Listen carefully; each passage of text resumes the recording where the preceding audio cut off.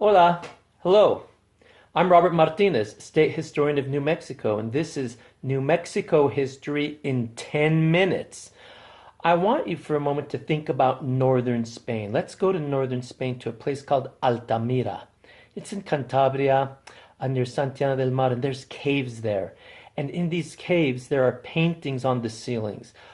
These are prehistoric Sistine chapels, if you will, and they have handprints, images of warriors and hunters, and deer and bulls, those sacred animals that through the century will ultimately become the bulls we see in the bullfights in modern Spain.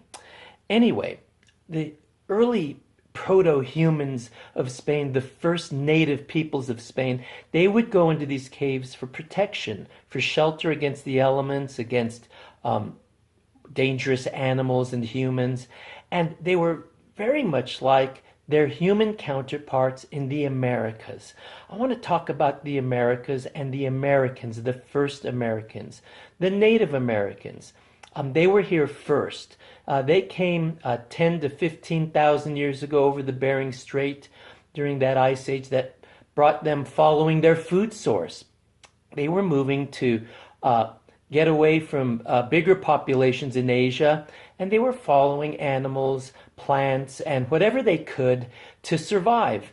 And when they got to North America, they divided up into various groups and populated North America and then later South America. Many settled in what's today the southwestern United States, where we live in New Mexico.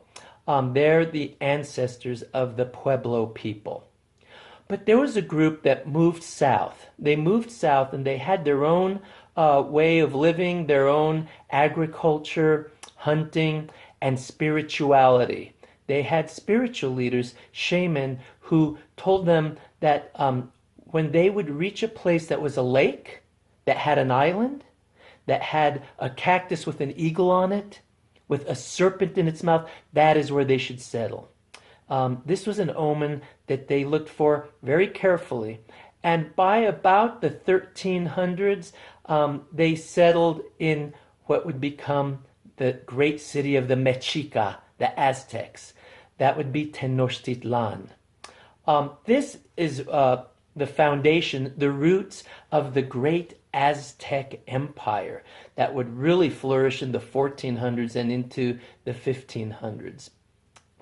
These folks were very much like their counterpart in Inca, the Inca Empire in Peru, South America, and in Egypt and in Mesopotamia.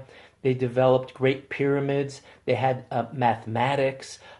They enslaved people, and they built empires. So what is an empire?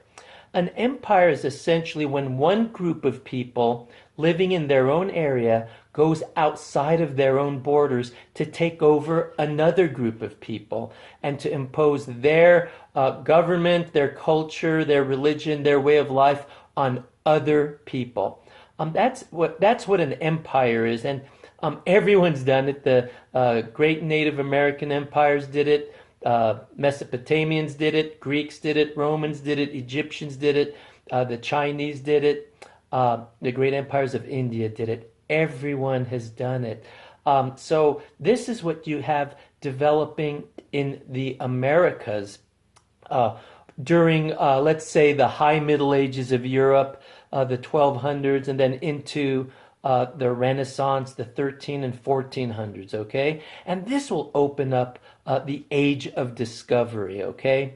This is a time period where things really start to change in the world. Things have been evolving and changing over the centuries. Trade from Asia to the Middle East to Europe over the Silk Road. But things will really explode in the 1400s and 1500s when we'll see everything changes and people will do things to each other that are not so nice, and cultures will change, diets will change. But we need to be aware of something. One aspect of empire building over the centuries is slavery. And everyone did this. Greeks did it, Romans did it, Native American peoples did it, Africans did it. But what we have to understand is until we get to the Age of Discovery, slavery was not based on race or skin color. All it was based on was that you were conquered. Um, if a group conquered another group that looked exactly like they did, the conquered still became the slaves, okay? And the conquerors became the ruling class. So this is what was going on all along with every great civilization, every great empire around the world.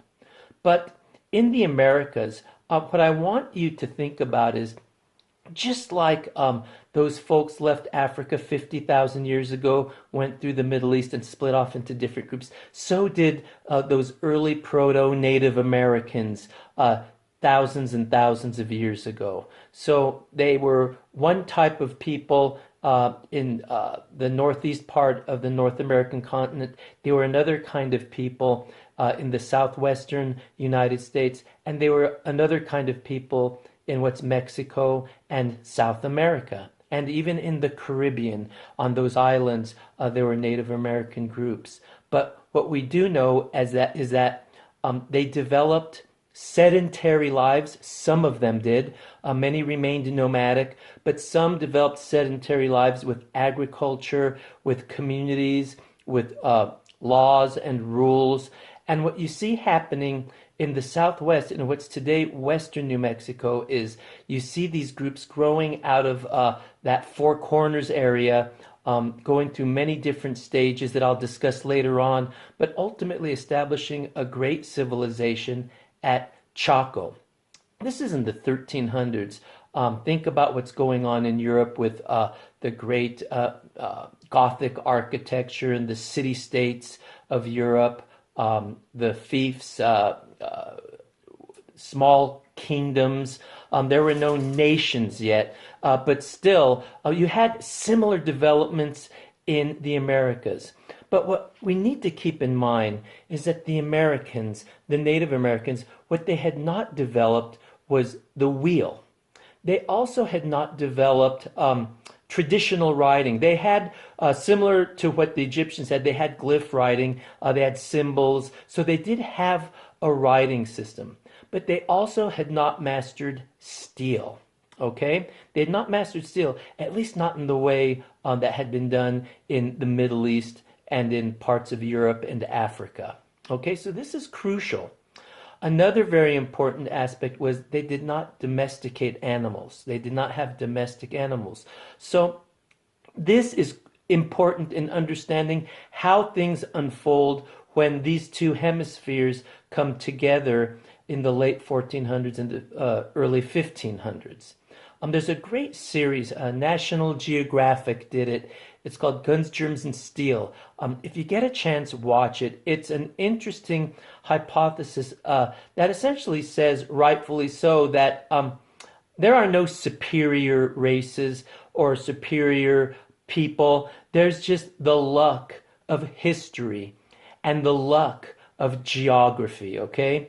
Because what we see happening in the Middle East is farming starts in Mesopotamia, and those early Neolithic people start to move out of the Middle East north into Europe, and they teach Europe how to farm. They bring agriculture.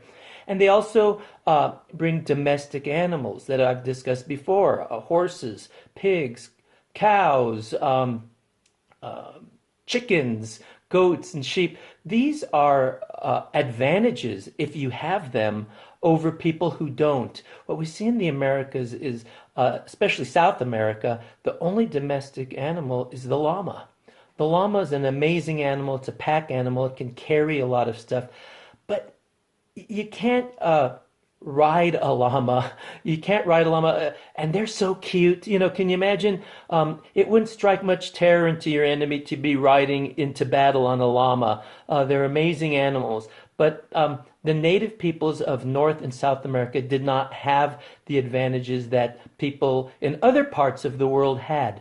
So I want you to think about that, because what we're going to discuss next time will be what happens when Cristobal Colón, Christopher Columbus, and his Spanish sailors sail west looking for China and instead bump into the Americas. Well, this is the start of globalism, globalism on a worldwide level, and it will change everyone. See you next time. Hasta luego.